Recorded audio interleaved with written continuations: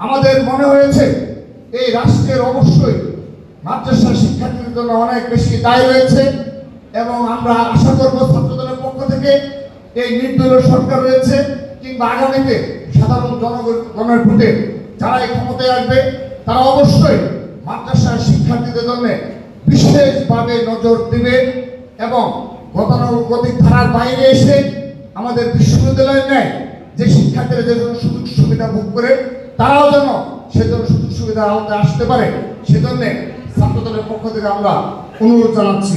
আমাদের বিপ্লবী যুগ্ম মহাসচিব হাবিবুর নবী খান সোহেল ভাই তার বক্তব্যে একটি বিষয় বলেছেন যেটি আমার ব্যক্তিগত খুবই ভালো লেগেছে যে ছাত্রদল শুধুমাত্র শহর কেন্দ্রিক কিংবা রাজধানী কেন্দ্রিক কর্মসূচি পালন করবে কিংবা কর্মসূচি গ্রহণ করবে সেটি নয়, আমাদেরকে গ্রামের পর্যায়ে গ্রাম পর্যায়ে প্রান্তিক পর্যায়ে যেতে হবে।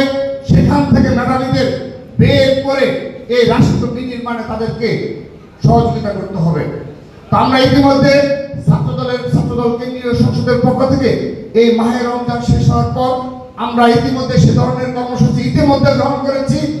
বিজ্ঞান ও সংস্কৃতি উৎসব করবে সারা বাংলাদেশের সকল শিক্ষা প্রতিষ্ঠানে। ইতিমধ্যে বাংলাদেশ জাতীয় ছাত্রদল সেই কর্মসূচি গ্রহণ করেছে।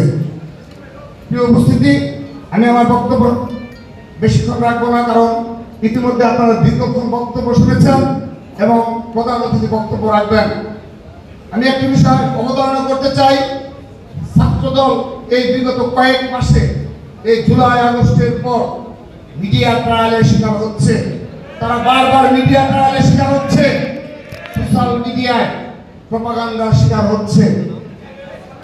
আমি শুধুমাত্র আমাদের পক্ষ থেকে একটি বক্তব্য রেখে যেতে চাই, সেটি হলো আমরা এ ধরনের ক্রীড়া প্রতিযোগিতা, সহশিক্ষামূলক প্রতিযোগিতা, সাংস্কৃতিক অঙ্গনে ভূমিকা রাখা, নারীর জাগরণে ভূমিকা রাখা সহ আমাদের যে সকল কর্মকাণ্ড রয়েছে সে সকল সামাজিক ও সাংস্কৃতিক কর্মকাণ্ডের অগ্রযাত্রার মাধ্যমে আমরা সে সকল প্রপাগান্ডাকে মোকাবেলা করবো ইনশাআল্লাহ।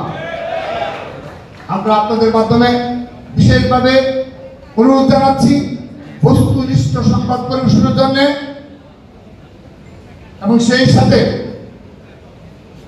আমরা আজকের এই হিফজুল কোরআন ও কোরআন তেলাওয়াত প্রতিযোগিতার মাধ্যমে আমাদের সকল বক্তারা যারা ছিলেন সবাই ছাত্রদলের অপর যে কর্মসূচিগুলো পালন করেছে ইতিমধ্যে, অর্থাৎ সারা দেশের সকল শিক্ষা প্রতিষ্ঠানে ক্রীড়া ও সংস্কৃতি বেশ কিছু কর্মসূচি পালন করা সম্ভব হয়েছে।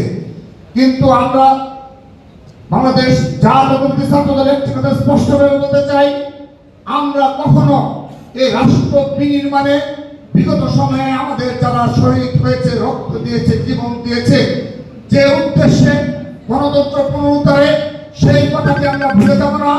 বাংলাদেশের গণতন্ত্র পুনরুদ্ধার আগ পর্যন্ত ছাত্রদল রাজপথে থাকবে সেই প্রতিজ্ঞা করছি।